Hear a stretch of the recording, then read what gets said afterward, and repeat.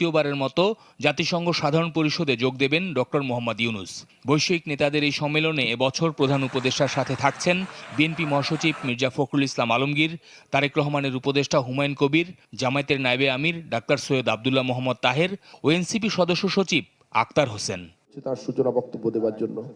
সরকার ঘোষিত নির্বাচনের সময়ক্ষণ যখন ঘনিয়ে আসছে, জুলাই সনদ আর পিআর নিয়ে যখন রাজপথে কয়েকটি রাজনৈতিক দল, এমন বাস্তবতায় রাজনৈতিক দলের শীর্ষ নেতাদের একসাথে নিউ ইয়র্কে নেয়ার উদ্দেশ্য কি? তাদেরকে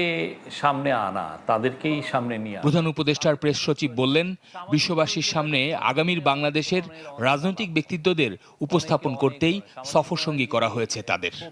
তারা যে আমাদের পার্টনার এটাই, এবং আমরা যে একটা ডেমোক্রেটিক ট্রানজিশনে আছি সেটাই জানানো, যে আমরা একটা ইন্টারিম গভর্নমেন্ট, আমাদের মেয়াদ জাস্ট ফেব্রুয়ারির প্রথম অর্ধে যে ইলেকশনটা হবে তারপরে আমরা শেষ, এবং ইলেকশনে